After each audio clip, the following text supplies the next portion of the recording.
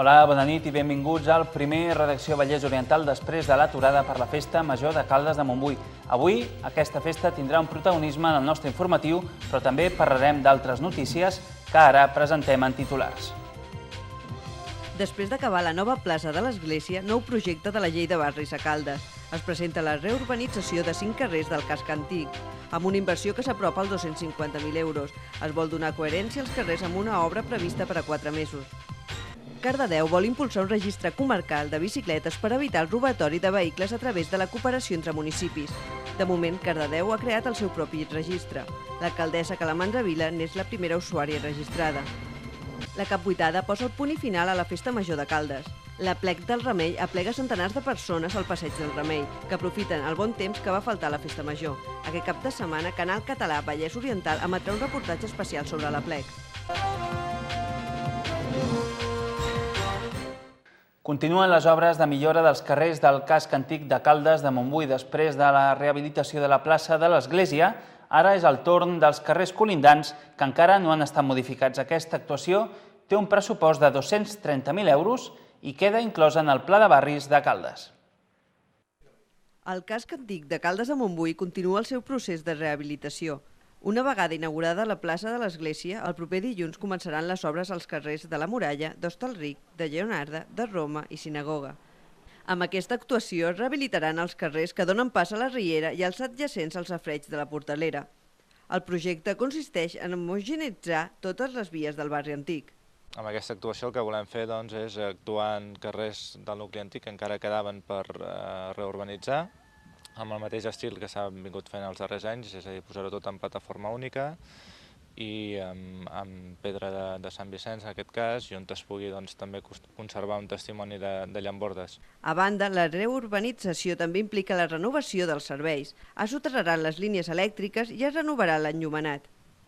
Les obres tenen previst estar enllestides en 4 mesos. Tot i així, pot haver-hi algun endarreriment, ja que a la zona poden trobar-se restes arqueològiques. El projecte té un pressupost de 230.000 euros, la meitat dels quals assumeix la Generalitat a través de la Llei de Barris i la resta entre l'Ajuntament i els veïns dels carrers. Caldes de Montbui va ser escollida per fer un projecte de rehabilitació del seu casc antic en la convocatòria de l'any 2008 de la Llei de Barris. El conveni de cooperació entre el govern català i el local es signava el 10 de febrer de l'any passat, amb l'assistència del conseller de Política Territorial Joaquim Nadal. A l'horitzó, una inversió de 8,5 milions d'euros, la meitat posada pel govern català i l'altra meitat entre el consistori i els veïns. S'han cobert ja els 2 primers anys.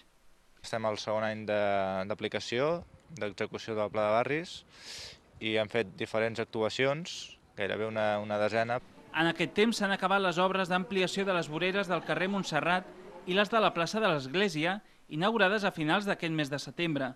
La tercera gran actuació ja en marxa és la primera fase de millora de la Riera de Caldes, presentada a finals d'aquest mes de febrer. Tot i així, segons Soler, és una obra a llarg termini perquè té 3 fases, però la llista d'inversions encara és llarga. Però hi ha actuacions com la remodelació de la plaça del Lleó, continuar el passeig de la Riera. L'any que ve començarem també una obra molt important, que és la reurbanització d'alguns carrers de la zona que anomenem Eixample 1, que és la zona de carrers més estrets i més antics dels barris del Camp de l'Arpa i en part també de la Bolera. Cal concretar la millora del pont romànic, de la plaça de la Font del Lleó, del carrer Pi i Margall i tota una sèrie de programes socials de participació i dinamització que pengen de la Llei de Barris. Tot s'ha de fer amb l'any 2012 a l'horitzó, amb la possibilitat d'allargar les actuacions fins l'any 2014. El conseller d'Innovació, Universitats i Empresa, el republicà Josep Huguet, ha estat aquest dijous precisament a Caldes per parlar del nou model productiu. Segons Huguet, cal innovar en els nous sectors, però també en els sectors tradicionals, allà on l'economia catalana ha estat forta. El conseller, però, lamenta que els pressupostos de l'estat espanyol tinguin una retallada en les partides de recerca i desenvolupament. El conseller d'Innovació, Universitat i Empresa ha lamentat aquest dijous a Caldes que l'Estat passi la tisora a la recerca en els propers pressupostos. Li ha costat reconèixer que estàvem en crisi i que no ho ha reconegut, ha fet la via més fàcil, que és retallar sense criteri. Retallar sense criteri. i una de les coses que ha ratllat fort és la recerca i la innovació, per tant, va al revés de la història. Huguet ha parlat així a Caldes de Montbui, on ha fet una xerrada sobre el trànsit cap a l'economia del coneixement. Segons el conseller, a Catalunya s'han incrementat els pressupostos de R+D+I entre un 17 i un 20%. Tot i així, venen temps difícils.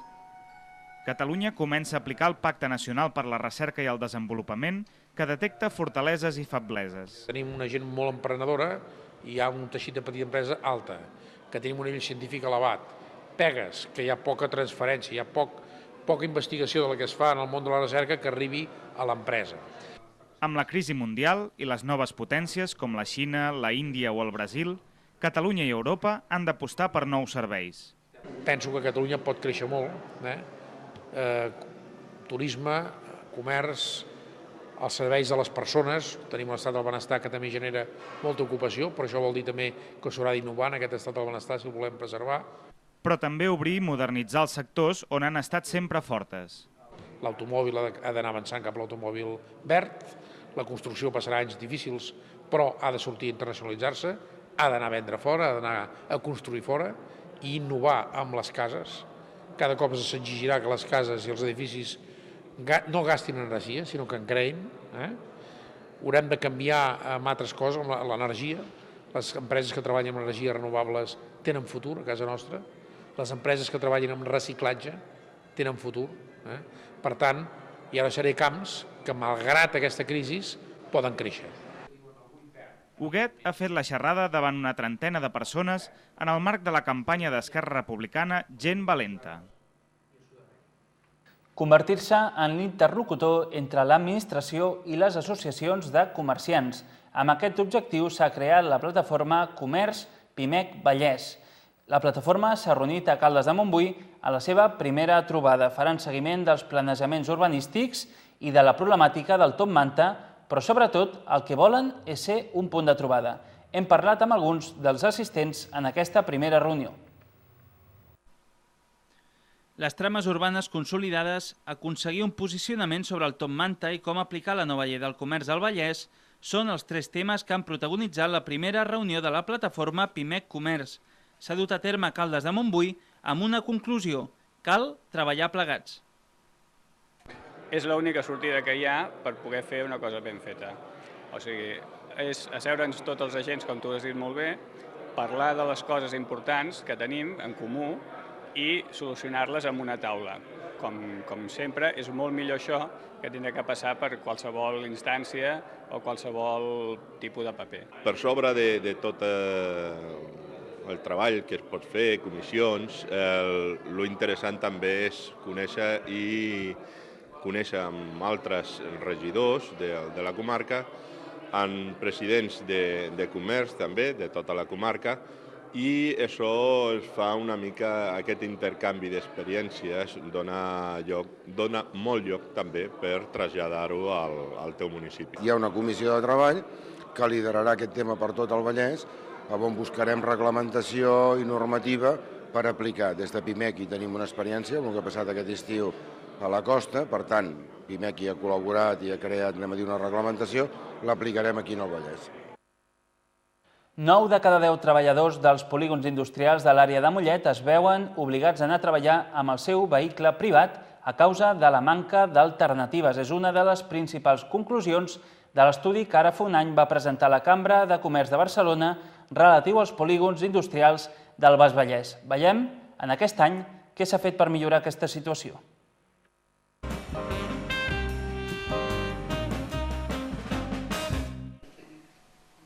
A finals de setembre de l'any passat, el president de la Cambra de Comerç de Barcelona, Miquel Valls, presentava l'estudi sobre l'estat dels polígons industrials a l'àrea del Mollet. Un informe al que s'arribava després de mesos de recopilar dades que donaven conclusions sobre la manca de transport públic, la mala il·luminació i senyalització, el mal pavimentat o la manca d'aparcament de molts polígons. Un any després, la Cambra de Comerç valora el compliment d'alguns dels seus suggeriments. La presidenta de la delegació vallesana de la Cambra, Pepita Maimó, assegura que s'ha fet un seguiment de l'estudi i remarca la importància del compromís de les administracions. Malgrat les dificultats econòmiques actuals dels consistoris locals, l'estudi els va facilitar una fotografia real de la situació als polígons amb un llistat de prioritats a seguir. Mancances i potencials de tot el que es podia fer, doncs s'ha anat treballant amb les reunions que es van fer, que s'ha anat fent durant aquest any. Per compromisos aquí tenim diferents, perquè és clar, el que es va crear en cada municipi és un ordre de prioritats, perquè en el moment que estem econòmicament tothom ha sentit la davallada tan important que hem tingut. Maimó destaca una sèrie de millores realitzades als polígons de l'àmbit de l'antena de Mollet, sobretot pel que fa referència al pavimentat i a la il·luminació. Comencem per l'Ajuntament de Martorelles i et parla que l'agrupació del Baix Vallès està canviant l'enllumenat del polígon. També la farinera de Mollet va començar més tard del que tenia previst per les pluges, però està també evolucionant tota la senyalització i l'enllumenat. També s'estan fent millores urbanes a Can Prat i a Can Margarola de Mollet. El polígon de Can Volart de Parets, que encapçalava la llista dels pitjors polígons de l'estudi, també han començat les obres de millores del paviment i la senyalització. Esperen acabar-les aquesta tardor. Un dels punts negres que encara queda per solucionar és la manca de transport públic per arribar a algunes zones industrials. Una inversió amb més línies de transport públic és complicada a curt termini. Un altre dels aspectes destacats a l'estudi era la necessitat d'una millor cobertura en comunicacions, xarxa d'internet i cobertura de telefonia mòbil. En aquest aspecte, Maimó assegura que s'han reunit amb el secretari de Telecomunicacions i Societat de la Informació de la Generalitat, en Jordi Bosch, i destaca que estan a punt de reunir-se amb el director de Telefònica Catalunya, Quim Faura. Una de les coses que va sortir va ser el compromís de la cambra portar el director de Catalunya de Telefònica, que això estem ara preparant un dinar a cambra abans de màxim que sigui octubre, principis de novembre, mitjans de novembre, i parlar de les mancances i fer-li les propostes dels empresaris, perquè clar, vull dir, hi ha moltes mancances amb comunicacions de tota mena. Alguns resultats seran visibles a finals d'any, però encara queda molta feina per fer, sobretot en referència a la mobilitat i al transport públic. El govern local de Cardedeu ha impulsat una nova mesura per intentar evitar els robatoris de bicicletes. La policia ha fet un registre per tenir identificats aquests vehicles, i és que al municipi se'n roben uns 70 cada any, però només se'n recuperen una vintena. Cardedeu, però, sap que si aquesta mesura vol tenir èxit, d'alguna manera s'ha d'ampliar com a mínim als municipis del voltant. Cardedeu és el primer municipi de la comarca, però sobretot qui vol impulsar que el registre de bicicletes s'estengui per tot arreu. Impulsa que els propietaris de bicicletes les registrin. Per fer-ho, hauran de seguir el procediment de la primera persona en usar el registre, l'alcaldessa del municipi, Calamandra Vila. Hauran d'anar a les dependències de la policia municipal, donar les dades personals, el número de bastidor de la bici, ensenyar la factura, si encara la mantenen, i especificar si té algun element personal que pugui ajudar a identificar-la. Un cop fet el registre, es col·locarà una enganxina. Tindrà sobretot un efecte dissuasori. El lladre pot treure l'enganxina, però sabrà que està censada. Treure una enganxina és molt fàcil. Treure el número de bastidor, treure un cargol, una marca, alguna que tu ja haguis posat i que només ho sàpigues tu, això ja no és tan fàcil. És una eina més per intentar evitar que qui vagi amb bici torni a peu. Segons dades municipals, a Cardedeu es roben una mitjana de 6 bicicletes al mes i se'n recuperen només una de cada 4.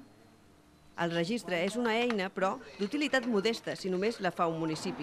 Per això Vila assenyala fer gestions al Consell Comarcal per ampliar el servei a altres municipis. Això comença al poble de Cardedeu, però hem parlat amb altres municipis amb la idea que puguem compartir la informació. Si compartim la informació, podrem solventar el problema famós que una bici robada a Cardedeu se'n va a un altre municipi i la policia del municipi veí no la pot recuperar.